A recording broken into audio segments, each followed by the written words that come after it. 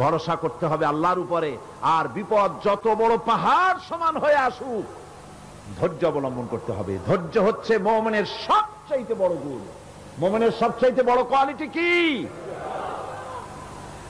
আমার বন্ধুগণ, কোরআনে কারিমে আল্লাহ রাব্বুল আলামিন গোটা বিশ্বের সমস্ত মুসলমানদের জন্য কোরআনে কারিমে আম্বিয়া আলাইহিস সালাম তাদের সবরের দৃষ্টান্তগুলি আল্লাহ নিজে তুলে ধরেছেন আমাদের ইবরতের জন্য, আমাদের শিখাবার জন্য, আমাদের সবক দেওয়ার জন্য। কোরআনে কারীম হযরত আইয়ুব আলাইহিস সালামের সবরের ঘটনা কোরআনে কারীম তুলে ধরেছে। হযরত আইয়ুব 18টি বছর পর্যন্ত রোগের মধ্যে পড়ে আছেন। এত অসুখ করেছে, এত রোগ, শরীর পচে গিয়েছে, গায়ে পোকা ধরেছে, দুর্গন্ধ হয়ে গিয়েছে, বিবিরা চলে গিয়েছে, ছেলে মেয়ে পাড়ার লোকেরা দূর দূর করে তাড়িয়ে দিয়েছে। এবার জঙ্গলের ভিতরে গিয়ে আশ্রয় নিয়েছেন। এমন অবস্থা হয়েছে, শরীর পচে পচে জিহ্বায় যখন পোকা ধরা শুরু করে দিল, হযরত আইয়ুব আলাইহিস সালাম তখন আল্লাহ রাব্বুল আলামিনের দরবারে এই প্রথমবারের মতো তিনি বললেন, রব্বুল আলামিন, আয় আল্লাহ তাআলা, সমস্ত শরীর জড়জড়া হয়ে গিয়েছে, গায়ে পোকা ধরেছে, আমি কোনো কথা বলি নাই, আমি খামোশ থেকে জিকির আজগার করতেছিলাম। আয় আল্লাহ, এখন দেখি আমার জিহ্বায় পোকা ধরেছে, পোকা ধরা শুরু হয়েছে। আমার জিহ্বাটায় পোকা তুমি দয়া করে দিও না, কারণ আমার জিহ্বায় যদি পোকা হয়ে যায় তাহলে তোমার মতো আল্লাহর জিকির আমি কি দিয়া করব? আমার জিহ্বাটা তুমি দয়া করে ভালো রাখো। কোরআনে কারীম বলছি, ওয়া আইয়ুবা ইয নাদা রাব্বাহু ইন আন্নী মাসসানিয়াদ দুররু ওয়া আনতা আরহামুর রাহিমিন। স্মরণ করো সেই সময়ের কথা যখন আইয়ুব তার রবকে ডেকে বলেছিল, আমি অসুস্থ আর তুমি তো রহমান রহিম, দয়াময়। ভাষাটা দেখেন কি সুন্দর। এর থেকে কি আল্লাহর আর কিছু বলা লাগে? আল্লাহ পাকের কাছে তিনি বলতেছেন, আল্লাহ আমি তো অসুস্থ, আমি তো অসুখ করেছে আমার, আর তুমি তো দয়াময় রহমান রহিম। এক অন্ধ, ঈদের দিন কত অন্ধই তো আসে খয়রাত করার জন্য, ভিক্ষা করার জন্য, চতুর্দিকে ভিক্ষা করতেছে অন্ধরা। এক অন্ধ ঈদের গেটের কাছে দাঁড়ায়া বলতেছে, ভাইরা আজ হচ্ছে ঈদের দিন আর আমি কিছু দেখতে পাচ্ছি না। এ বেশি পয়সা পাইল, মানুষের দিন তার প্রতি আকৃষ্ট হয়ে গেছে। আরে কি কথা, আজ ঈদের দিন, সকলে আনন্দ করছে আর আমি কিছুই দেখতে পাচ্ছি না। সে কিন্তু কিছু চায় নাই। ভাষার ভিতরে, কথা বলার ভিতরে এ ধরনের টেকনিক আছে। হযরত আইয়ুব আলাইহিস সালাম বললেন না যে আল্লাহ আমারে মাফ করে দাও, কষ্টের মধ্যে আছি। তিনি শুধু বলেছেন, রব্বুল আলামিন, আমি অসুস্থ হয়ে পড়েছি, আমার অসুখ করেছে, আর তোমার নাম রহমান রহিম। এতটুকু কথা বলেছেন। আল্লাহ রাব্বুল আলামিনের দরজায়, তার দরবারে আইয়ুব আলাইহিস সালামের ডাক চলে গেছে। যায় নাই? কোন অসুবিধা আছে নাকি? কোন অসুবিধা নাই। পানির তলা দিয়া যদি কেউ ডাক দেয়, পাহাড়ের ভিতরে বসে যদি কেউ ডাক দেয়, আল্লাহ রাব্বুল আলামিন তা শুনতে পান। ইউনূস আলাইহিস সালাম মাছের পেটে বসে চিৎকার মেরেছিলেন, লা ইলাহা ইল্লা আনতা সুবহানাকা ইন্নী কুনতু মিনাজ জালিমিন।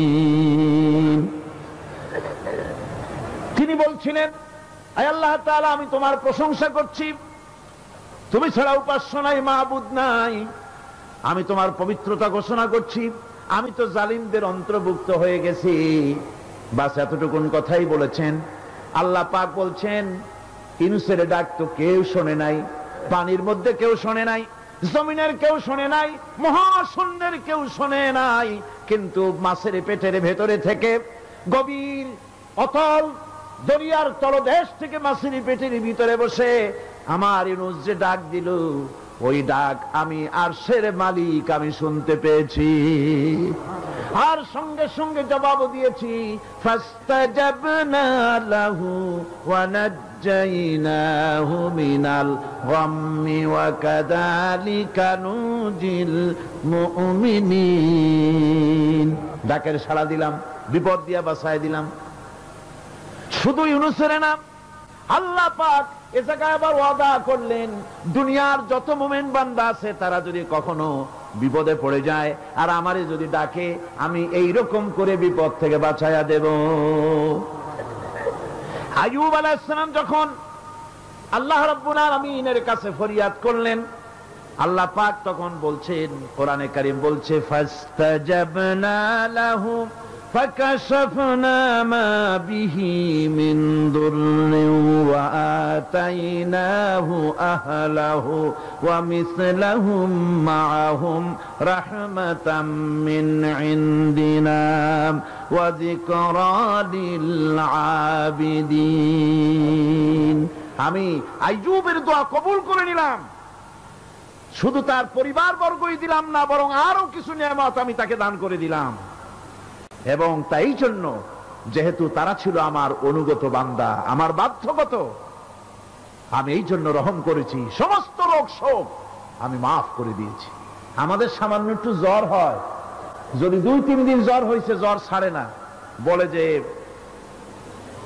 এত ভালো ভালো কাজ করি তারপর আমার এত জ্বর হওয়া লাগে, অমুকরা এত পাপ করে, তা তো কিছুই হয় না, খালি আল্লাহ আমার চোখে দেখলো, আমার বউর অসুখ, আমার অসুখ মুড়ি ছাড়ি না। ভাইরা, আপনি ঠিক পান না যে কি গুনাহ আপনি করেন। কোরআনে কারীম বলছি, ওয়ামা আসাবাকুম মিন মুসিবাতিন ফাবিমা কাসাবাত আইদিকুম ওয়া ইয়াফু আন কাসীর। যত বিপদ তোমাদের উপর আসে সব 2 হাতের কামাই করা। আর আমি তো অনেকগুলো ক্ষমা করে দেই। তোমরা যত পাপ করো, আকাম করো, সবগুলির শাস্তি যদি দুনিয়ায় দিতাম, সাহস করার সময় পেতে না। অসুখ হলেই অধৈর্য হয়ে যেও না, ধৈর্য ধরো।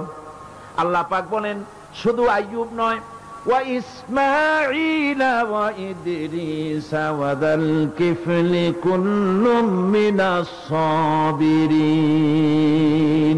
এইভাবে করে ইসমাইল, ইদ্রিস, জুলকিফল সবাই ছিল ধৈর্যশীল। জোরে বলেন সুবহানাল্লাহ। ধৈর্যের চরম পরাকাষ্ঠা ছিলেন তিনি। কোরআনে কারীম নবীদের এই কথাগুলি আমাদের শোনাচ্ছেন। হযরত ইয়াকুব আলাইহিস সালাম, কলিজার টুকরা সন্তান হযরত ইউসুফ আলাইহিস সালামের জন্য তার মনটা পাগল ছিল। এত সুন্দর করে আল্লাহ তারে বানাইছিলেন, এত তিনি ছিলেন সৌন্দর্যের পিরামিড, যারে দেখলে চোখ ফিরানো যায় না, এমন সুন্দর সুপুরুষ, যারে দেখি সেই যুগের সুন্দরী যুবতী মেয়েরা রূপের মোহে পড়ে নিজেদের আঙ্গুলগুলি কেটে ফেলে দিয়েছিল। রূপের মোহে এমন অবশ হয়ে গেছে, আঙ্গুল কেটেছে, হাত কেটেছে, টের পায় নাই। আবার ভুল বুঝবেন না, দুনিয়ার সেরা সুন্দর পুরুষ ইউসুফ আলাইহিস সালাম, তা কিন্তু রাসূলের চাইতে বেশি নয়। হযরত উম্মুল মুমিনিন আয়েশা রাদিয়াল্লাহু তাআলা আনহা তিনি বলেছেন, যেই সব সুন্দরী রমণীরা ইউসুফ আলাইহিস সালামকে দেখে রূপের মোহে পড়ে নিজেদের আঙ্গুলগুলো কেটে ফেলেছিল, ওরা যদি আমার হাবিবকে দেখতো, ওরা যদি আল্লাহর রাসূলকে দেখতো, তাহলে হাত কাটতে কাটতে কোন ফাঁকেতে কলিজা কেটে ফেলে দিত, ওরা টের পেত না। আবার বন্ধুগণ, হযরত আইয়ুব আলাইহিস সালাম সন্তানের মায়া, অন্যান্য ভাইরা হিংসায় পড়ে গেল, তারা নিয়ে তাকে কুয়ায় ফেলে দিল। সেখান থেকে তারা একটা ছাগল বা কোনো পশু জবাহ করে তার রক্ত মাখাইয়া জামায়ানে হাজির করে দিল। হযরত ইয়াকুব আলাইহিস সালামের সামনে যে তালে নিয়ে খেলা করতে গিয়েছিলাম, আমরা খেলায় লিপ্ত ছিলাম, বাগে খাইয়া ফেলাইছে। এগুলি কি গপ্প? এগুলি কি কোরআন? আল্লাহ পাক শোনাচ্ছেন, বিশ্ববাসীকে শোনাইছেন। সূরা ইউসুফের চাইতে এত সুন্দর উপাখ্যান গোটা পৃথিবীতে আর নাই। সুবহানাল্লাহ। অনেকে ইউসুফ জুলাইখার কেসা খুব মজা করে পড়ে, ফুর্তি করে, প্রেমের গল্প পড়ে। এটা কোনো প্রেমের গল্প নয়। ইউসুফ আলাইহিস সালাম, জুলাইখা ইউসুফ আলাইহিস সালামের জন্য কাঁদতে কাঁদতে চোখ কানা হয়ে গেছে। এরপর ইউসুফ আলাইহিস সালাম জুলাইখারে পাওয়ার জন্য পাগল হয়ে গেছে। নাউজুবিল্লাহ, এটা হয়নি কখনো। তিনি আল্লাহর পয়গম্বর, আর আল্লাহ কেমনি তারে বাঁচিয়েছেন, যখন জুলাইখা ঘরের ভিতরে সুন্দর করে যৌন উন্মাদনামূলক চিত্র অঙ্কিত করে ঘরের মধ্যে আটকায় দিয়েছে, তালা লাগায় দিয়েছে, আর নিজে যৌন উদ্দীপক কাপড় চোপড় পরেছে না পরার মতোই। সে যুগের সুন্দরী মেয়ে জুলাইখা। তার কুপ্রবৃত্তিকে চরিতার্থ করার জন্য আহ্বান করা হয়েছে। হযরত ইউসুফ আলাইহিস সালাম লক্ষ্য করে দেখলেন এমন জায়গা, এখান থেকে পালাবার তো পথ নাই, দরজা বন্ধ করে দিয়েছে। তিনি শুধু তখন কেবলমাত্র আল্লাহ রব্বুল আলামিনকে ভয় করলেন। আল্লাহকে ভয় করে আল্লাহর নাম নিয়ে যখন তালাবদ্ধ দরজার দিকে দৌড় দিয়েছেন, আল্লাহ রব্বুল আলামিন আপন কুদরতে তালাগুলি খুলে দরজা তার জন্য উন্মুক্ত করে দিলেন। ইউসুফ আলাইহিস সালামকে থালায় দিয়ে এভাবে করে কাপড় এনে দিল তার সামনে, রক্তমাখা কাপড় পেয়ে হযরত ইয়াকুব আলাইহিস সালাম সন্তানদের মুখে কাহিনী শুনে তিনি কি বললেন? কোরআনে কারীম তা কোট করেছে। তিনি চিক দিলেন না, ফাল দিলেন না, ফিট হয়ে পড়লেন না। তিনি বললেন, কলিজার টুকরা সন্তান তার মরার খবর শুনেছেন। তিনি বললেন কি? ফাসাবরুন জামিলুন ওয়াল্লাহুল মুস্তাআনু আলা মা তাসিফুন। আমি উত্তম সবর অবলম্বন করব। তোমরা যে কাহিনী রচনা করেছো এর বেলায় আমি আল্লাহর কাছে সাহায্য চাই। আমি উত্তম সবর অবলম্বন করব। আমার ভাইয়েরা, 11 ভাই মনে করেছিল ইউসুফ আলাইহিস সালামকে মরণ কুয়ায় ফালায় দিছি। তারা তো ঠিক পায় নাই এটা মরণ কুয়া না, এটা হচ্ছে একটা সুড়ঙ্গ, যাকে ইংরেজিতে বলে টানেল। এটা এমন একটা সুড়ঙ্গ, ওরা মনে করেছে মরণ কুয়া, কিন্তু আল্লাহ রাব্বুল আলামিন এই কুয়াতে এমন বানালেন, ওরা একদিকে ফালায় দিল মরণ কুয়ায়, এই কুয়ার আর এক মুখ দিয়া আল্লাহ রাব্বুল আলামিন ইউসুফ আলাইহিস সালামকে নিয়ে মিশরের সিংহাসনে বসায়া দিলেন। এটা মরণ কুয়া নয়, এটা রাজ সিংহাসনে বসার সুড়ঙ্গ পথ। ইউসুফ আলাইহিস সালাম আজ প্রেসিডেন্ট, সুবহানাল্লাহ, প্রেসিডেন্ট হয়ে বসে আছেন। ওদিকে কেনানে অভাব লেগে গেছে, সেখানকার মানুষেরা সাহায্য নিতে এসেছে, ওই 11 ভাইও আসছে। হযরত ইউসুফ আলাইহিস সালাম দেখি চিনে ফেলেছে, ওরা কিন্তু তখনও ঠিক পায় নাই। হযরত ইউসুফ আলাইহিস সালাম চিনে ফেলেছেন। এখন কি করা উচিত? সবগুলাকে ঠ্যাং উপরের দিকে উঠাইয়া তারপরে সমানে ধোলাই দেওয়াই তো স্বাভাবিক ছিল, আমাদের মতো মানুষ হইলে, ঠিক কিনা? পিটাও, ঠিক তো বলবেনি, অভ্যাস তো এটাই। হযরত ইউসুফ আলাইহিস সালাম তাদের সামনে পরিচয় দিলেন। তারা যখন বুঝতে পারলো, লজ্জায় তাদের মাথা হেট হয়ে গেল। হযরত, তারা এক তো লজ্জা, আর 2 নম্বরের ভয়, জান নিয়া কেনানে কেউ ফিরে যাইতে পারবো না। এখন অবস্থা হয়েছে যে জীবনই যায় নাকি এখানে। হযরত ইউসুফ আলাইহিস সালাম ভাইদের এই করুণ দুরবস্থা বুঝতে পারলেন, বুঝে চরম ধৈর্য ধরে তিনি কি বললেন? তিনি বললেন, লা তাসরিবা আলাইকুমুল ইয়াউম। ও ভাইরা, তোমাদের বিরুদ্ধে আমার কোনো ক্ষোভ নাই, দুঃখ নাই, বিদ্বেষ নাই, হিংসা নাই, আল্লাহর রাস্তে মাফ করে দিলাম। সুবহানাল্লাহ। এর নাম পয়গম্বর। এর নাম কি? পয়গম্বর। কিসের লেনিন, কিসের মার্কস? জওয়ানেরা, ভুল পথে মানুষ চলেছিল, আলহামদুলিল্লাহ আল্লাহ এগুলারে ডাস্টবিনে ফালাই দিছে। কারণ আলহামদুলিল্লাহ, আলহামদুলিল্লাহ। পয়গম্বর কারে বলে? কারে বলে পয়গম্বর? কি চরিত্র! রাসূল করিম সাল্লাল্লাহু আলাইহি ওয়াসাল্লাম তাকে একজন সাহাবী বলছিলেন, হুজুর বলছেন এই কামটা করলা না কেন? সাহাবী বললেন, হুজুর আপনি যদি চোখের ইশারায় বলতেন মুখ দিয়ে না কইয়া, তাও তো আমি কামটা করে ফেলতাম, আমি তো বুঝি নাই। হুজুর বললেন, চোখের ঠারে ঠারে কাজ করা নবুয়তের শান নয়। আল ওয়াদুহু ওয়াস সারাহা, নবীরা যা করেন তা ডাইরেক্ট, কোনো বক্রতা নাই, স্পষ্ট কথা। আমার ভাইরা, হযরত ইউসুফ আলাইহিস সালাম বিনিয়ামিনকে কাছে নিয়ে পরিচয় দিলেন তার ভাইদের সামনে। কোরআনে কারীম বলছে, ক্বালা আনা ইউসুফ ওয়া হাদা আখি قد من الله علينا إنه من يتقي ويصبر فإن الله لا يضيع أجر المحسنين। আমি ইউসুফ আর এই হচ্ছে আমার ভাই। আল্লাহ আমাদের উপর ইহসান করেছেন।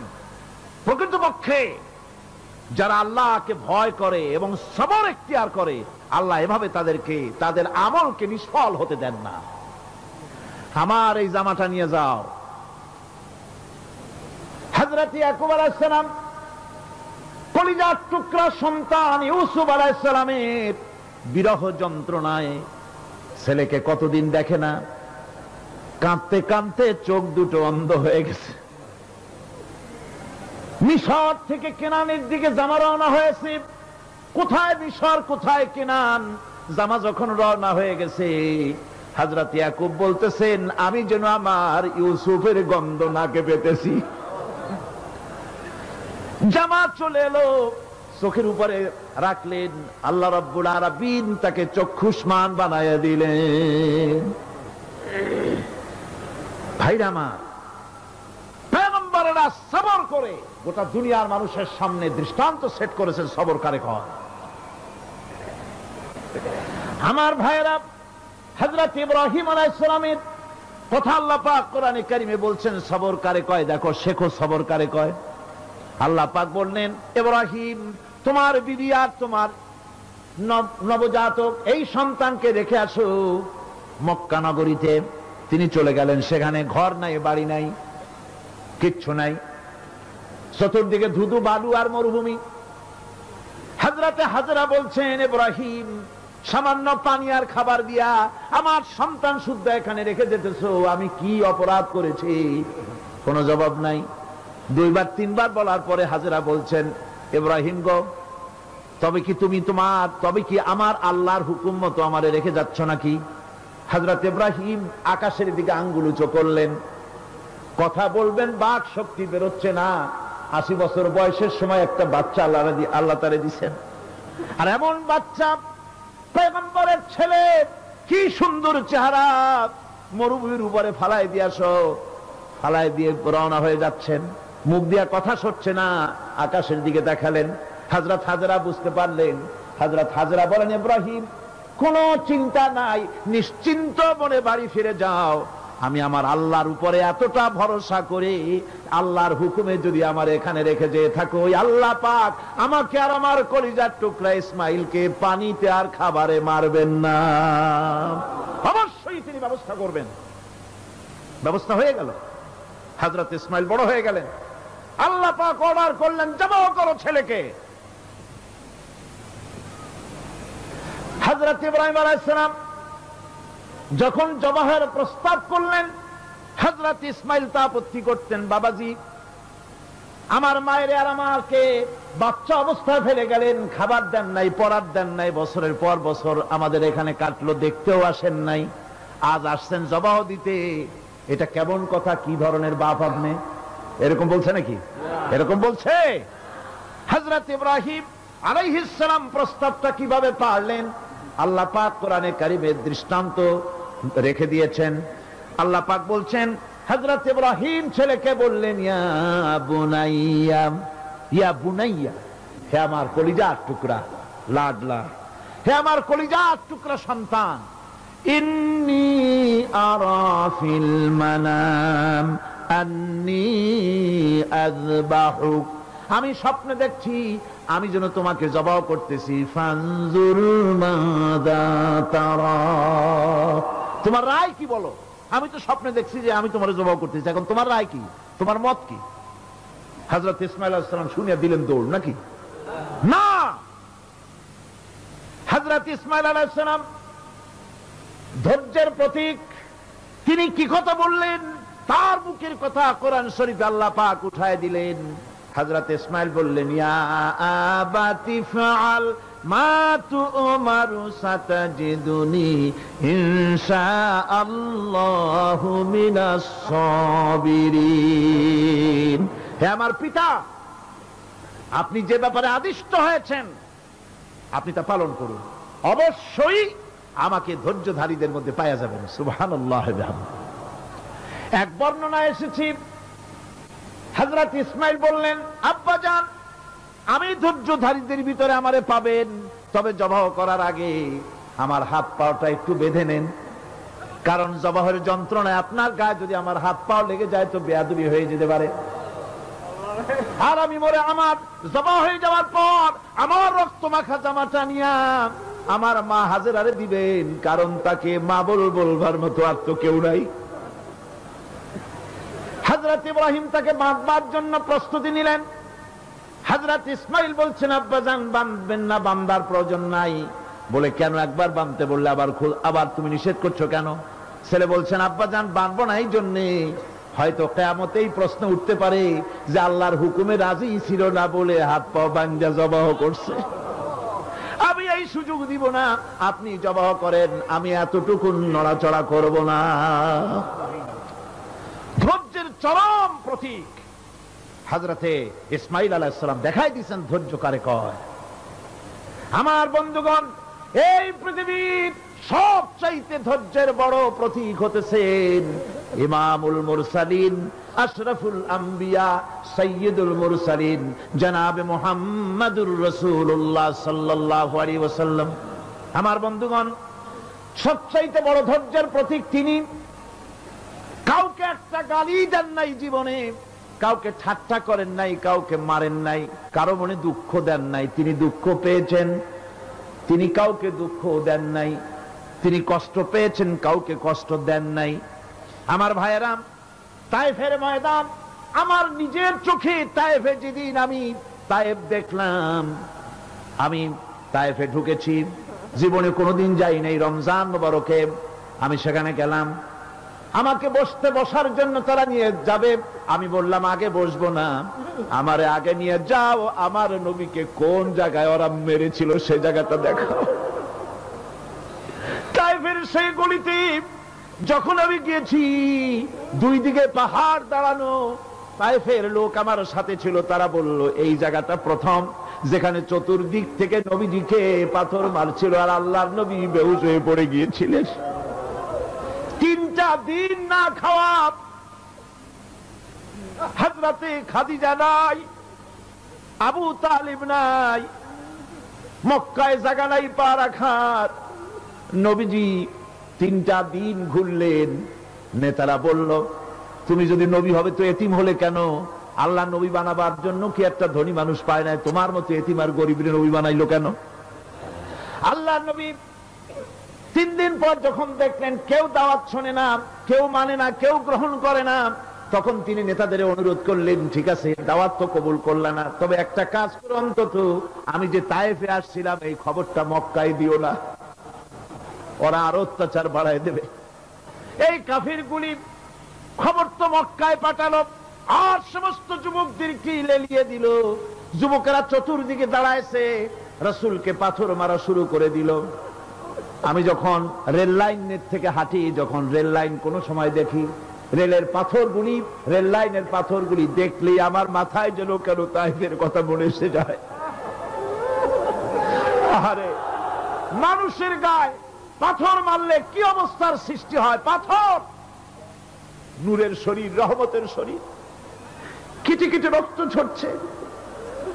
নবীজিকে জোর করে উঠাইয়া জবরদস্তি করে হাঁটার জন্য তারা ধাক্কা মারতেছে।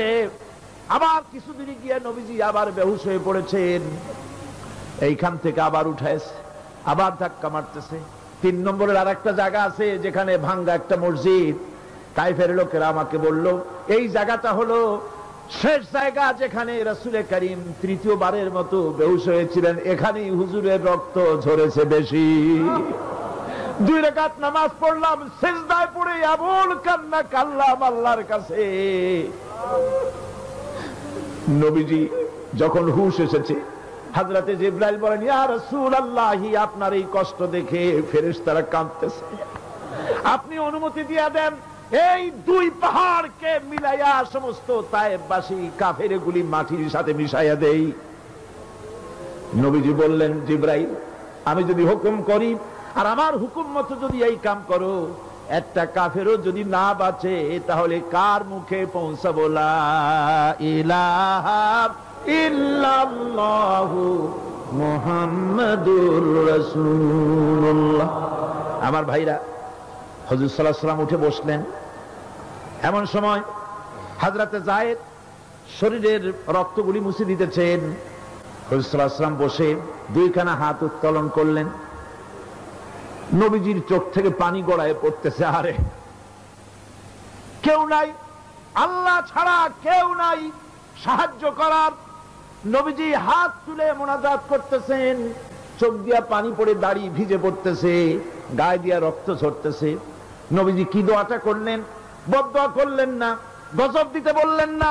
নবীজি দোয়া করলেন, রব্বুল আলামিন, এই তায়েফের লোকেরা আজকে আমার সাথে যে ব্যবহারটা করেছে, ওরা বোঝে নাই যে আমি তোমার নবী, ওরা বোঝে নাই যে আমি তোমার রাসূল, না বুঝে আমার উপরে যে অত্যাচারটা করলো, আল্লাহ তুমি এই জন্য রাগ করে এই তায়েফে তুমি গজব দিও না।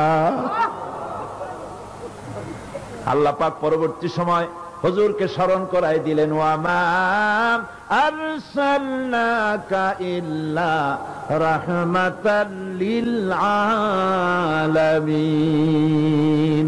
ও নবী, আপনি হচ্ছেন আমার সমস্ত সৃষ্টি জগতের জন্য আপনি আমার রহমত, আমার গোটা বিশ্বের জন্য আপনার, আমার সৃষ্টি জগতের জন্য আপনি আমার করুণা। একটা লোক রাসূলের এই কষ্ট দেখে বাগান থেকে এক গ্লাস আঙ্গুরের শরবত এনে হাজির করেছে। এত কষ্টের পর 3 দিনের না খাওয়া আঙ্গুরের একটা শরবত পাইয়া হুজুর খুব খুশি হলেন। শরবত গ্লাস পান করে হুজুর বলছেন, তোমার নাম না আত্তাস? তিনি বলছেন, হ্যাঁ হুজুর, আমার নাম আত্তাস। তোমার বাড়ি না ইউনূস আলাইহিস সালামের গ্রামে? বলে, হ্যাঁ আমার বাড়ি সেই গ্রামে। তা আপনি কি করে জানলেন আমার নাম আত্তাস আর আমার বাড়ি ইউনূস আলাইহিস সালামের গ্রামে? আপনি জানলেন কি করে? হুজুর বললেন, আমি নবী, হযরত ইউনূস নবী, একজন নবীর খবর আর একজন নবীর কাছে থাকে। রাসূল করিম সাল্লাল্লাহু আলাইহি ওয়াসাল্লাম সবর ইখতিয়ার করেছিলেন, ধৈর্য অবলম্বন করেছিলেন, আর আল্লাহ পাক তাকে নির্দেশ করেছেন, সবর করো। ওয়াত্তাবি' মা ইউহা ইলাইকা ওয়াসবির হাত্তা ইয়াহকুমাল্লাহ। তুমি কেবল সেই জিনিসের অনুসরণ করো যা আমি তোমার প্রতি অবতীর্ণ করেছি। আমি আপনার উপরে যেটা অবতীর্ণ করেছি ওটার অনুসরণ করুন, আর সবর ইখতিয়ার করুন যতক্ষণ না আল্লাহর পক্ষ থেকে চূড়ান্ত ফয়সালা না আসে। ধৈর্য ধরুন, ধৈর্য ধরুন। আমার ভাইরা, কাফেরদের নির্যাতনের মোকাবেলায় আল্লাহ পাক তার হাবিবকে সান্ত্বনা দিয়েছেন। যখন কাফেররা নির্যাতন করতেছে, হারে হযরতে বেলাল নির্যাতিত, হযরতে সুমাইয়া নির্যাতিতা, হযরতে খাব্বাব, হযরতে খুবাইব, হযরতে আম্মার রিদওয়ানুল্লাহি তাআলা আলাইহিম আজমাইন, এত মার হতেছে। হযরতে ওমর হযরতে খাব্বাব রাদিয়াল্লাহু তাআলা আনহুকে খোলা গায়ে দেখে বলছিলেন, খাব্বাব রে, তোমার পিঠে এত গর্ত কেন? এত গর্তওয়ালা পিঠ তো আমি মানুষের দেখি নাই, এত চিকুন কোমরওয়ালা মানুষও তো দেখি নাই। তিনি বলেছেন, ওমর তুমি কি ভুলে গেছো? ইসলাম কবুল করার অপরাধী কাফির বেঈমানেরা আগুন জ্বালায়া আংটা আগুনের উপরে আমাকে চিৎ করে শোয়াছে। আমি যেন নড়াচড়া করতে না পারি সেজন্য আমার বুকের উপরে পাথর চাপা দিয়ে রেখেছিল। গায়ের চর্বি আর রক্ত গলে গলে পড়ে আগুন নিবেছে, আর আগুন গোশত পুড়ে যে পিঠের মধ্যে প্রবেশ করেছিল আজও পর্যন্ত পিঠের সেই গর্ত সেরে যায় নাই। এভাবে অত্যাচার হচ্ছিল সাহাবীদের উপরে। আল্লাহ রাব্বুল আলামিন তার হাবিবকে সান্ত্বনা দিলেন, ওয়াসবির ওয়া মা সাবরুকা ইল্লা বিল্লাহি ওয়া লা তাহজান আলাইহিম ওয়া লা তাকু ফি যায়কিম মিম্মা ইয়ামকুরুন। হে রাসূল, সবরের সাথে কাজ করতে থাকুন। আপনার এই সবরের তৌফিক তো আল্লাহই দিয়েছেন, আর ওদের সমস্ত ষড়যন্ত্র, ওদের অপকৌশলে আপনি দুঃখিত হবেন না, চিন্তা করবেন না, ভারাক্রান্ত হবেন না। আপনি নিশ্চিত থাকুন। ওয়াসবির লিহুকমি রাব্বিকা ফাইন্নাকা বিআয়ুনিনা। হে নবী, আপনার রবের চূড়ান্ত ফয়সালা আসা পর্যন্ত ধৈর্য ধারণ করুন। আপনি তো আমার চোখের সামনে। সুবহানাল্লাহ, সুবহানাল্লাহ। আপনি আমার চোখের সামনে। কে আপনাকে কি করবে আমি দেখব না? সুবহানাল্লাহ। মন্ত্রী যদি, এই সলিমুদ্দিন মার্কা মন্ত্রী যত আছে, এই মন্ত্রীরা যদি কয় দেখা তো ভয় কিসে, আমি তোকে দেখছি না, সাহসটা কেমন বাড়ে, কেমন বাড়ে সাহস। আর এ কোনো মন্ত্রী ছাতা মাথা না, কোন প্রেসিডেন্ট রাজা বাদশা না, আকাশ আর জমিনের মালিক আমার আল্লাহ রাব্বুল আলামিন বলছেন, হাবিব কোন চিন্তা নাই, আপনি আমার চোখের সামনে।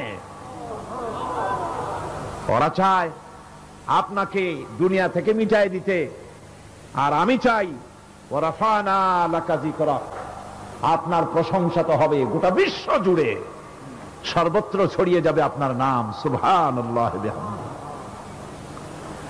আল্লাহ পাক অন্যত্র বলেছেন, ওয়ালাকাদ কুযযিবাত রুসুলুম মিন ক্বাবলিকা ফাসাবারু আলা মা কুযযিবু ওয়া উযু হাত্তা আতাহুম নাসরুনা।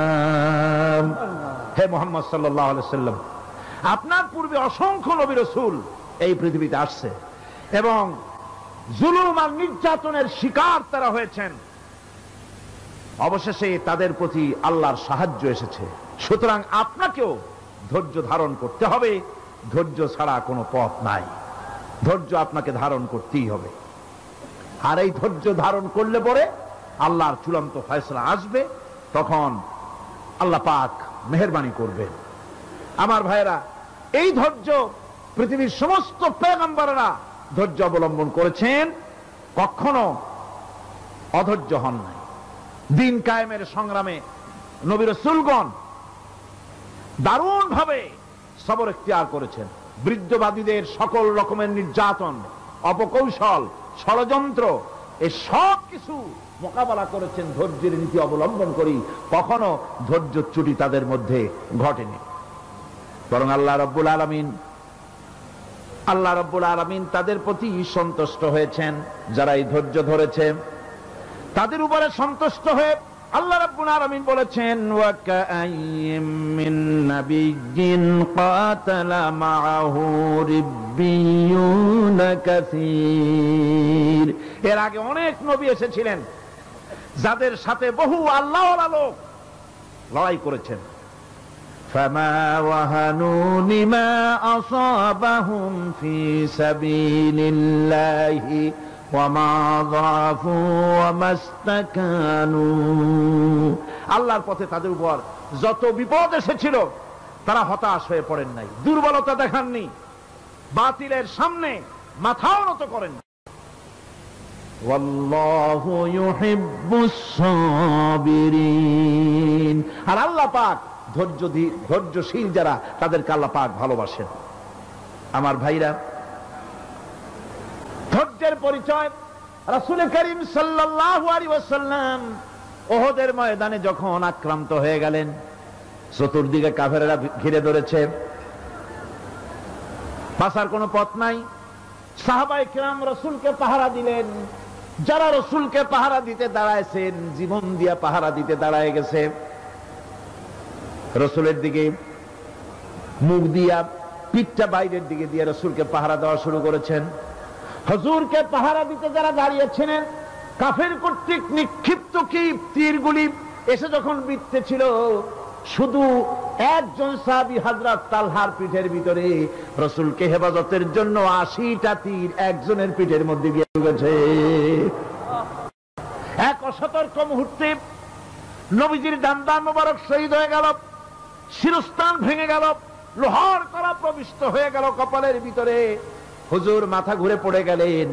হযরত আবু উবাইদা রাদিয়াল্লাহু তাআলা আনহু হুজুরের মস্তক মোবারককে কোলে করে নিয়ে তারপরে বহু কষ্ট করে মাথা থেকে লোহার কড়া বের করলেন।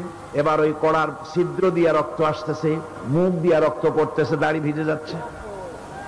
বুখারী শরীফে এসেছে, আল্লাহর নবী দুইখানা হাত নিজের চেহারার উপরে মলে আনে, টাটকা রক্ত চোখের সামনে দেখে বলছেন, আহারে এই কওমের ফালাক কি করে হবে, এই কওমের মুক্তি কি করে হবে, এই কওমের নাজাত কি করে হবে, যে কওম তার নবীর চেহারা রক্ত দিয়ে লাল বানাইয়া দিল।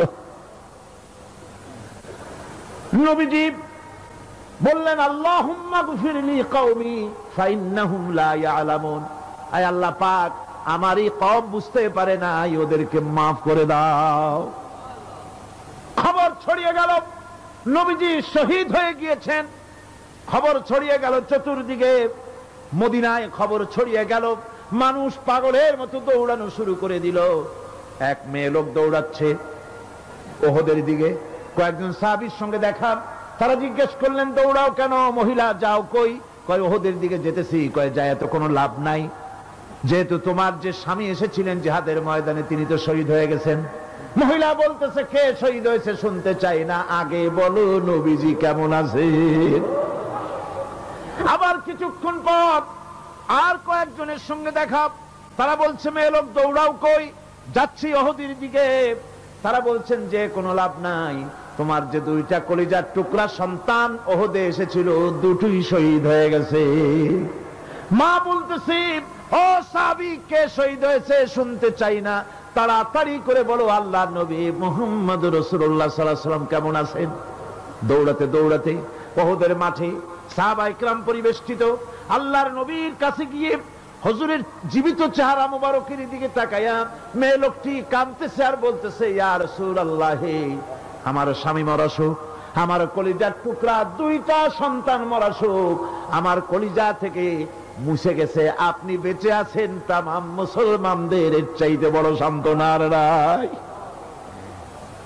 ভাইরা আমার, রাসূল করিম সাল্লাল্লাহু আলাইহি ওয়াসাল্লাম এভাবে করে ধৈর্যের পরিচয় দিয়েছেন। গালাগালি দেন নাই, রাগ করেন নাই, বদদোয়া করেন নাই। সুবহানাল্লাহ কোন, সুবহানাল্লাহ। ভাইরা আমার, এই সবর এমন মহান বৈশিষ্ট্য এর মধ্যে রয়েছে। জিহাদের ময়দানে যদি লোক কম হয় আর যদি তাদের মধ্যে সবর থাকে, বেশি সংখ্যক লোকের উপরে আল্লাহ পাক সবরকারীদেরকে বিজয়ী করে দিবেন। কোরআনে কারীমে রব্বুল আলামিন বলেন, কাম মিন ফিয়াতিন কালিলাতিন গালাবাত ফিআতান কাসীরাতাম বিইযনিল্লাহ ওয়াল্লাহু মা'আস সাবিরিন। এমন ঘটনার বহু নজির আছে যে কম সংখ্যক লোকেদের উপরে আল্লাহ পাক, বেশি সংখ্যক লোকেদের উপর আল্লাহ পাক কম সংখ্যক লোকদেরকে জয়ী করে দিয়েছেন। ওয়াল্লাহু মা'আস সাবিরিন, আর আল্লাহ আছে ধৈর্যশালীদের সাথে। আল্লাহ আছে কাদের সাথে? দেখেন না বদরের কামটা, বদরের ময়দান, 313 জন মুসলমান, অস্ত্রপাতি নাই, সামান্য সামান্য অস্ত্র, আর কাফেরেরা এসছে হাজারেরও বেশি। আমার বন্ধুগণ, ধৈর্য কত বড় কাম দিল, ধৈর্য ধারণ করেছেন তারা, আল্লাহর উপরে ভরসা করেছেন। আল্লাহ রাব্বুল আলামিন অস্ত্রের কাজ কি দিয়া করায় দিলেন। একজন সাহাবী এসে বলছেন, হুজুর, জিহাদের ময়দান, ইসলামের প্রথম জিহাদ, আমার কাছে তো অস্ত্র নাই, মেহেরবানি করে একটা অস্ত্র আমারে দেন, আমি লাফায় পড়ি জিহাদের মধ্যে। হুজুর বলেন, অস্ত্র তো আমার কাছে নাই, দিবটা কি?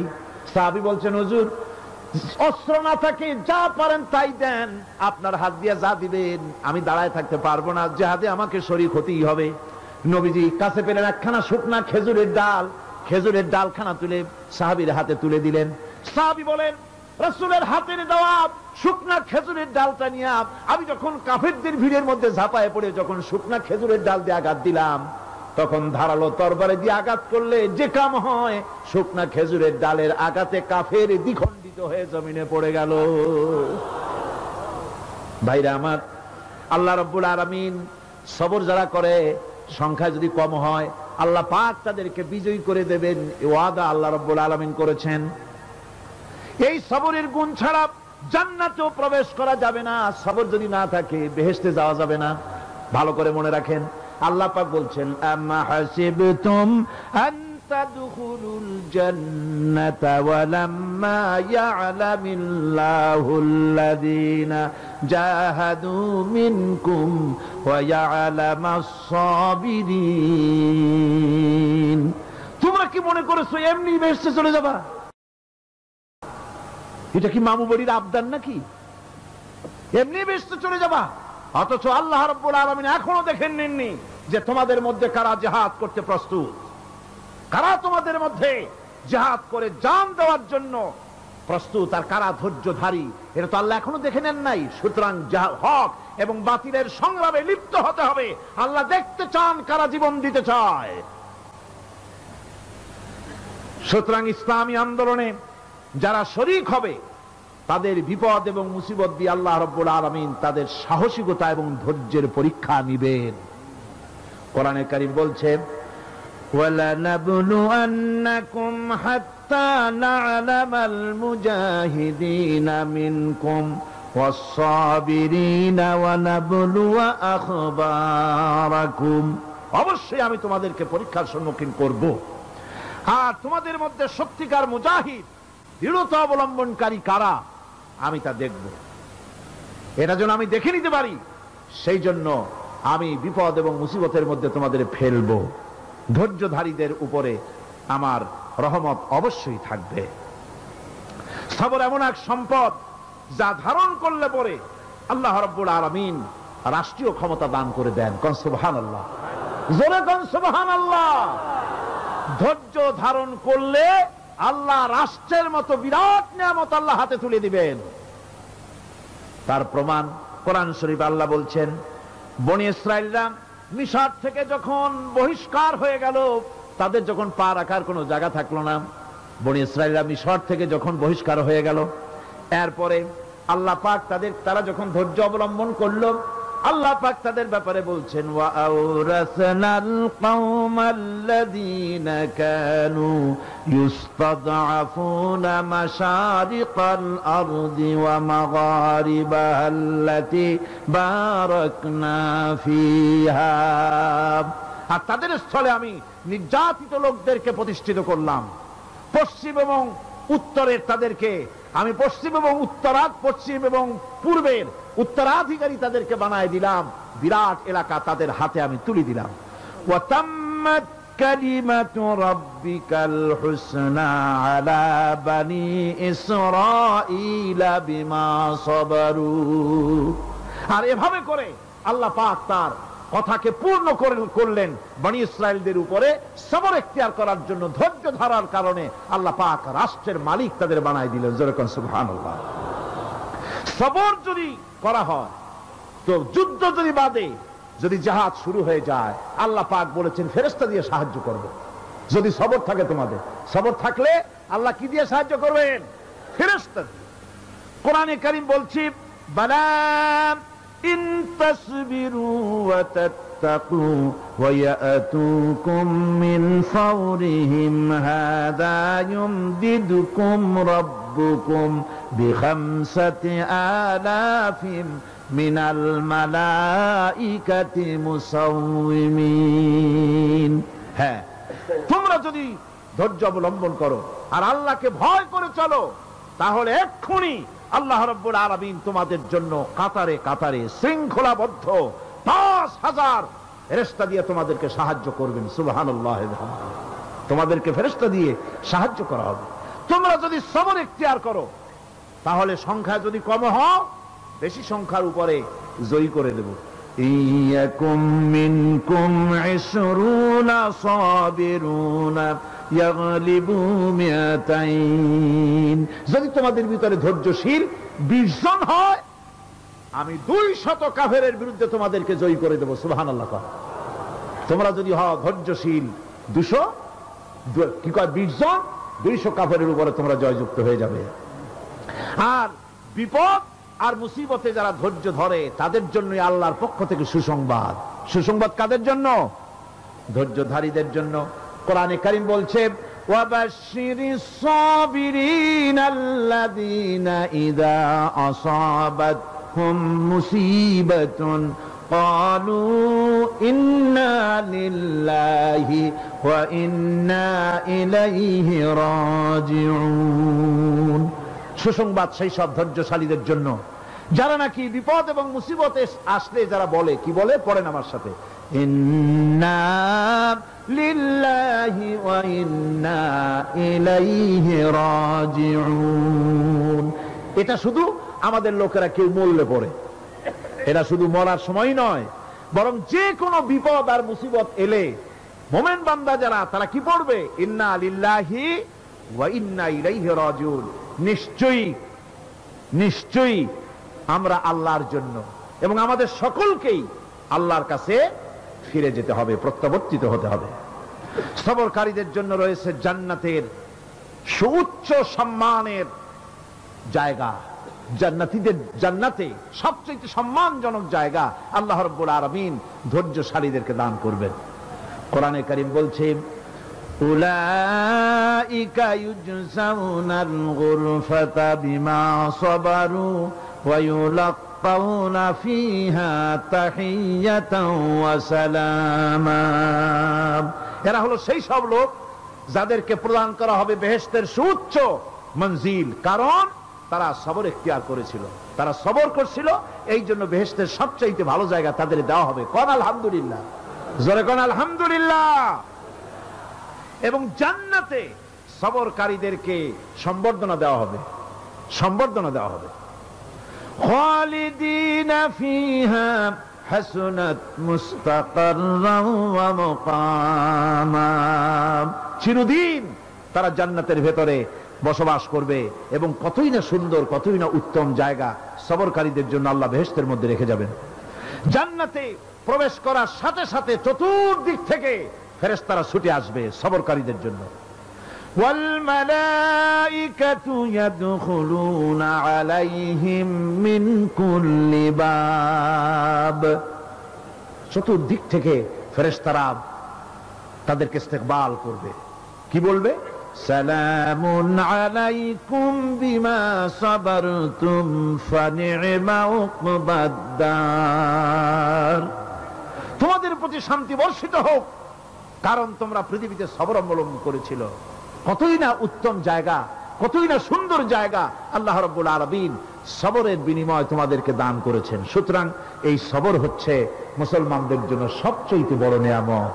আজ আমার তো মনে হয় পৃথিবীতে মুসলমানরাই সবচেয়ে বেসবর। ট্রেনে যাবে, বসা নিয়ে বেসবর, টিকিট নিয়ে বেসবর, বাসের মধ্যে বেসবর, বাজারে যাবে বেসবর, স্কুলে যাবে বেসবর, যেখানে যান সব জায়গায় আমরা বেশি অধৈর্য, ঠিক কিনা কর? সামান্য সামান্য জিনিস নিয়ে ঝগড়া করা, মারামারি করা, এই হচ্ছে আমাদের ট্র্যাডিশন। ধৈর্য অবলম্বন করতে হবে জীবনের সকল ক্ষেত্রে, এই ধৈর্য আমাদেরকে রক্ষা করতে হবে। এই ধরনের ধৈর্য যদি আমরা অবলম্বন করতে পারি, তাহলে আল্লাহ পাক বলছেন, উলাইকাল্লাযীনা সাদাকু ওয়া উলাইকা হুমুল মুত্তাকুন। এরাই হলো ঈমানের দাবিতে সত্যবাদী। কোন আলহামদুলিল্লাহ। কারা কারা? না না, শুধু সবরকারী না, এই যে 10টা পয়েন্ট বলা হলো, কয়টা পয়েন্ট বলা হয়েছে? 10টি পয়েন্ট। সেই 10টি পয়েন্ট যারা পালন করবে এরা হলো ঈমানের দাবিতে সত্যবাদী, আর এরাই হচ্ছে প্রকৃতপক্ষের মুত্তাকি। আমরা মুত্তাকি বুঝি দাঁতে ছাতা, দাড়ি টাড়ি আশ্রয় না, জাব্বা জুব্বা গায়ে দিয়ে কোনো জায়গায় পড়ে থাকে, এটা বড় মুত্তাকি, খুব পরহেজগার। সালার শর্টটার যদি পড়ে তাহলে তো আরো বড় পরহেজগার। জি, আর যদি কাপড় চোপড় মোটেও না থাকে তাহলে তো খাজা বাবা হয়ে গেল। নাউযুবিল্লাহ মিন যালিক। আর আল্লাহ বলছে মুত্তাকি কারে কয় শোনো, এরে কয় মুত্তাকি যাদের মধ্যে এই 10টা গুণ আছে।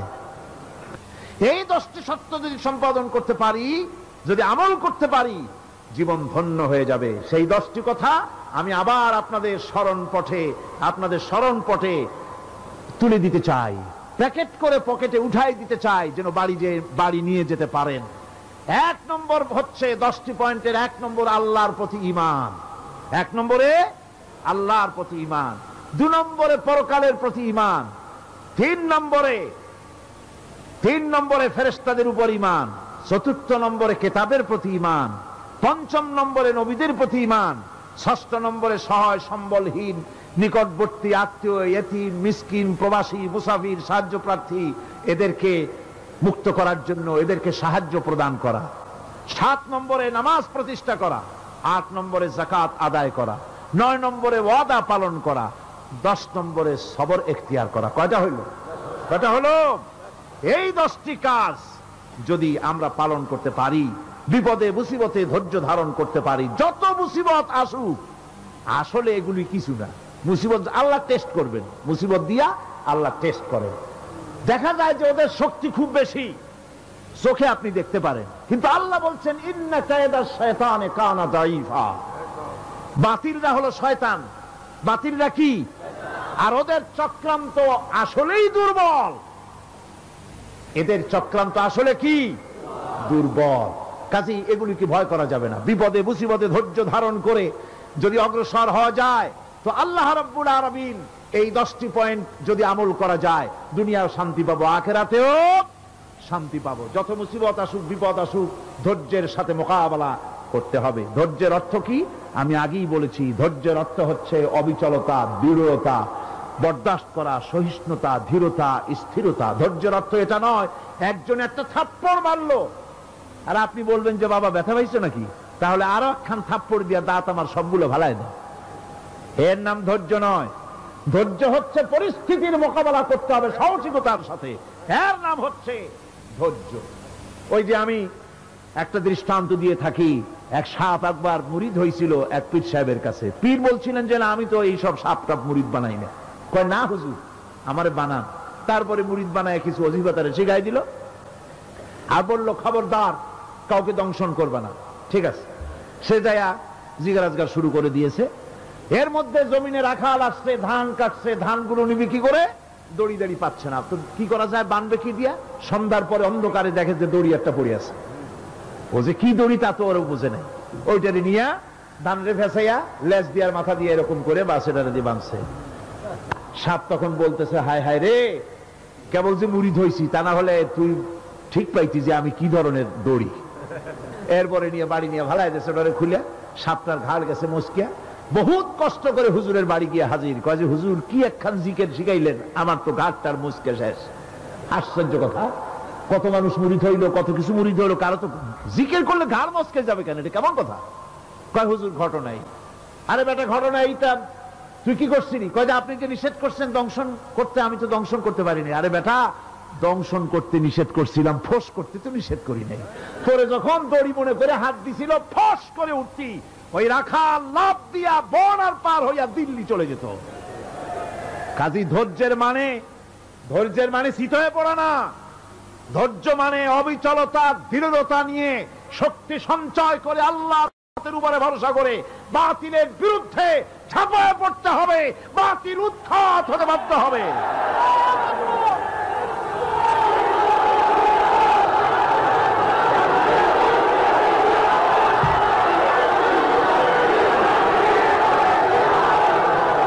ভাইরা আমার,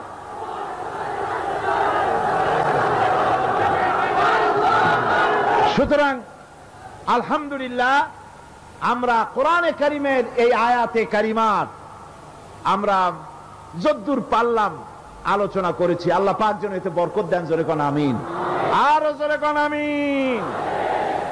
মোনাজাতের জন্য বসেন, এক্ষুনি মোনাজাতের জন্য দাঁড়ানো ভাইরা সব বসে পড়েন।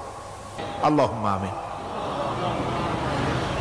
রব্বানা যালামনা أنفسنا وإن لم تغفر لنا وترحمنا لنكونن من الخاسرين ربنا لا تزغ قلوبنا بعد إذ هديتنا وهب لنا من لدنك رحمة إنك أنت الوهاب আয় আল্লাহ তাআলা, এই বিশাল জনসমুদ্র নিয়ে তোমার দরবারে হাত তুলেছি পবিত্র মেরাজের রজনীতে। আয় আল্লাহ, তুমি দয়া করে মেহেরবানি করে আমাদের আলোচনা, দুরুদ সালামের সওয়াব আমাদের বিশ্ব নবী তোমার প্রিয় হাবিব জনাবে মুহাম্মদ রাসূলুল্লাহ সাল্লাল্লাহু আলাইহি ওয়াসাল্লামের রূহ মুবারকে পৌঁছায়া দাও। সমগ্র বিশ্বের মাটির নিচে যত মুমিন মুমিনাত শুয়ে আছেন তাদের আরো আর পরে সওয়াব পৌঁছায়া দাও। আমাদের মা বাপ যাদের দুনিয়া থেকে বিদায় হয়ে গেল, আল্লাহ কবরগুলিকে জান্নাতের টুকরায় পরিণত করে দাও। রব্বিরহামহুমা কামা রব্বায়ানি সগীরা। পড়েন সবাই, রব্বিরহামহুমা কামা রব্বায়ানি সগীরা। আয় আল্লাহ তাআলা, বহু মানুষ দোয়া চেয়েছি, কতজনের কত কষ্ট, কেউ হসপিটালে আছে, কারো অপারেশন হবে, কেউ বা মরে গেছে, কেউ বা মামলা মোকদ্দমায় আছে, কেউ বা পারিবারিক অশান্তিতে আছে। আল্লাহ যিনি যেই নিয়তে দোয়া চেয়েছে মেহেরবানি করে সেই নেক নিয়ত তোমার দরবারে কবুল করে নাও। বিপদগ্রস্ত লোকগুলিরে বিপদ থেকে বাঁচাইয়া দাও। আয় আল্লাহ রাব্বুল আলামিন, এই মাহফিলে লক্ষ লক্ষ জনতা সমুদ্রের ঢেউর মতো চতুর্দিক থেকে আসতে থাকে। তুমি আর তোমার কোরআন আর তোমার রাসূল ছাড়া কোনো স্বার্থ কারো মনে নাই। কাউরে রিক্সা ভাড়া দেওয়া হয় না, ট্রাক ভাড়া, বাস ভাড়া কাউকে দেওয়া হয় না, এক লোকমা খানাও এখানে পায় না, তাবাররুক বা সিন্নি বিতরণও হয় না। আয় আল্লাহ, নিঃস্বার্থ ভাবে এই লোকগুলি যাতায়াত করে। আল্লাহ তোমার কোরআনের বরকতে সকলকে তুমি গুনাহ মুক্ত করে দাও। আয় আল্লাহ তাআলা, যাতায়াত আসান করে দিও, যাতায়াতের পথে কারো যেন কোনো বিপদ না হয়ে যায়। আয় আল্লাহ তাআলা, বাড়ি ঘর ফালায় আসে, বাড়ি ঘর তোমার ফেরেশতা দিয়ে তুমি হেফাজত করো। রব্বুল আলামিন, মা বোনেরাও কষ্ট করে আসে, আল্লাহ তুমি দয়া করে এ মাহফিলে যারা শরীক হয়, এ মাহফিলে, কোরআনের মাহফিলে শরীক হওয়ার কারণে তোমার কাছে একটা দাবি করি। দাবিটা হলো, মেহেরবানি করে সব মানুষকে তোমার কাবা ঘর দেখাও। যারা উপস্থিত হয়েছে সকলকে তোমার হাবিবের রওজায় গিয়া সালাম দেওয়ার তৌফিক দাও। রব্বানা তাকাব্বাল মিন্না ইন্নাকা আনতাস সামিউল আলিম ওয়া তুব আলাইনা ইন্নাকা আনতাত তাওয়াবুর রহিম। সুবহান রাব্বিকা রাব্বিল ইজ্জাতি আম্মা ইয়াসিফুন ওয়া সালামুন আলাল মুরসালিন আলহামদুলিল্লাহি রাব্বিল আলামিন। ওয়াজআল আখিরা কালিমাতিনা ইনদাল মাউত লা ইলাহা ইল্লাল্লাহু মুহাম্মাদুর রাসূলুল্লাহ। আসসালামু আলাইকুম ওয়া রাহমাতুল্লাহ। অনাটনে, বিপদে মুসিবতে আর হক আর বাতিলের সংঘর্ষ চলাকালীন ধৈর্য ধারণ করা, এটা হলো সবচাইতে একটা বড় কোয়ালিটি। কোরআনে কারিমে সবর শব্দটি সবচাইতে বেশি ব্যবহার করা হয়েছে। সর্বাধিক ব্যবহৃত শব্দ কোনটি? সবর। সবর আরবি একটি মৌলিক শব্দ, এমন একটি মৌলিক শব্দ যার তাৎপর্য অন্য কোন ভাষা দিয়া সবরটা বললে যেমন বোঝানো যায়, অন্য কোন ভাষা দিয়া এটার অর্থ করে এটার হক আদায় করা সম্ভব না। আর এই সবর কোরআনে কারিমে বিভিন্ন জায়গায় বিভিন্ন অর্থে ব্যবহার হয়েছে। যেমন সবর শব্দের অর্থ হচ্ছে অবিচলতা, বাংলায় যা বোঝানো যায়। সবর শব্দের অর্থ হচ্ছে অবিচলতা, দৃঢ়তা, সহিষ্ণুতা, মন মেজাজের সমতা, ধীরতা, স্থিরতা, কষ্ট সহিষ্ণুতা, বরদাস্ত করা। এগুলি এই সবরের এই শব্দ, এই অর্থগুলি কোরআনে কারিমের বিভিন্ন জায়গায় বিভিন্ন রকম এটাকে ব্যবহার করা হয়েছে। সবর একটি মৌলিক মানবীয় গুণ।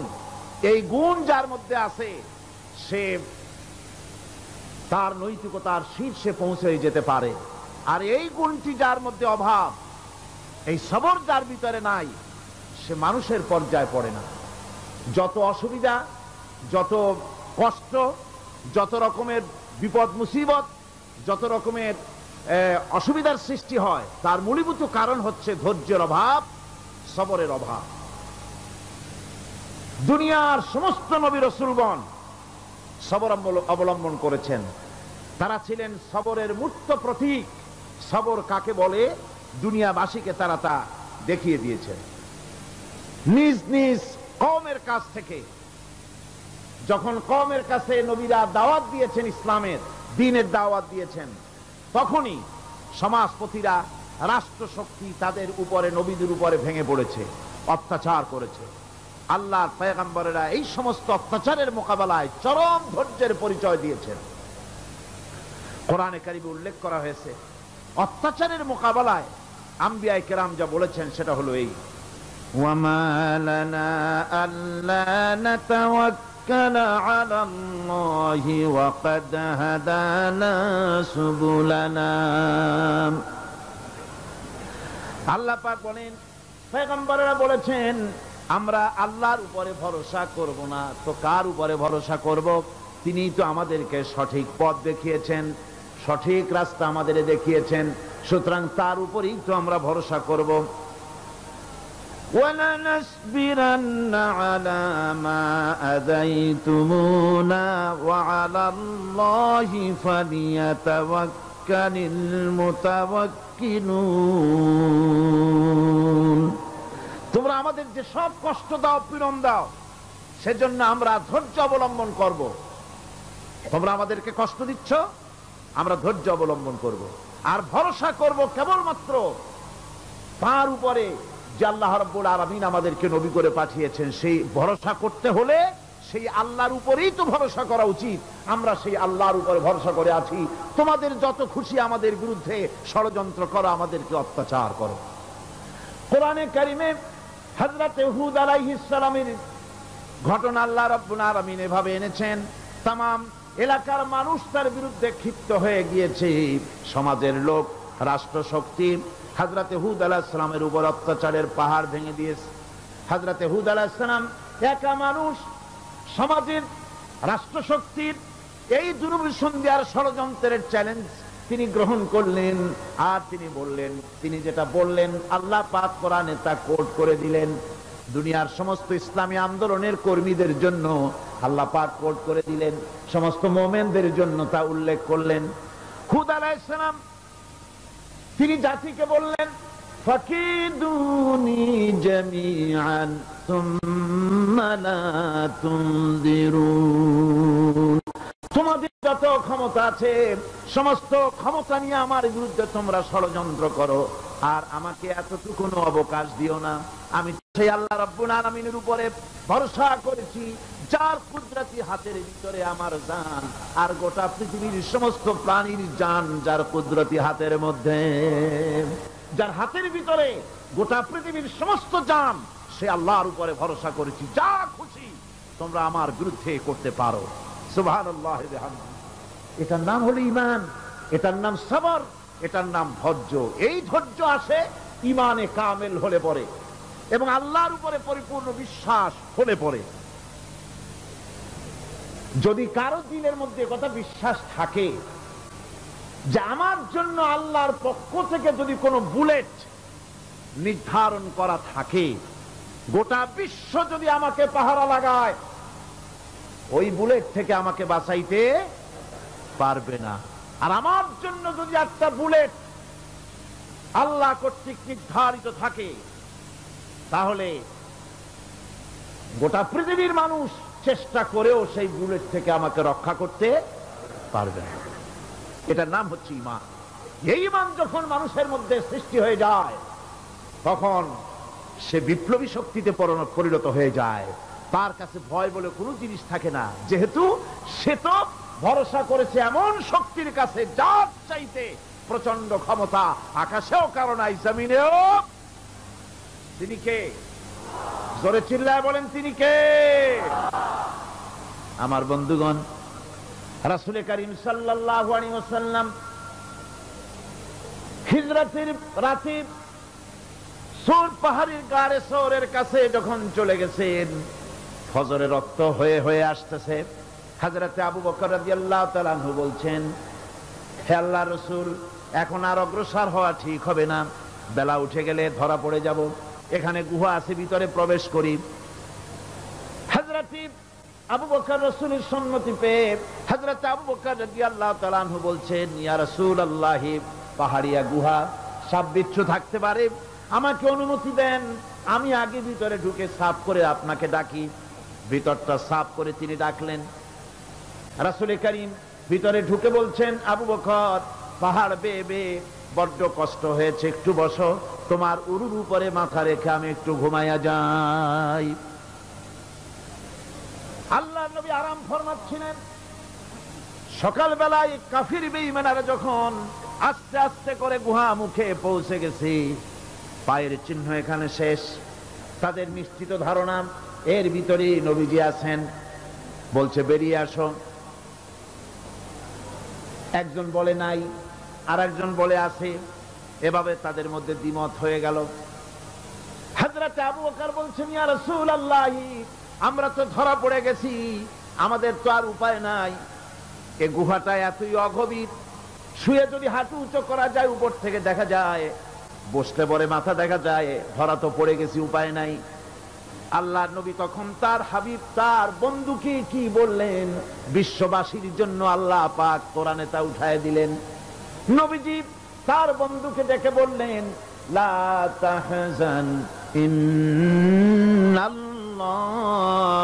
মা'ানা। ও আমার সাথী, কোনো চিন্তা করো না, ভয় পেও না, শঙ্কিত হয়েও না। আমরা মাইনরিটি নই, আমরাই মেজরিটি, কারণ আল্লাহ রাব্বুল আলামিন আমাদের সাথে আছেন। সুবহানাল্লাহ। এই চিন্তা, এই ধারণা যদি মানুষের মনের মধ্যে থাকে, তাহলে কখনোই তার মন দুর্বল হবে না, ঈমান দুর্বল হবে না।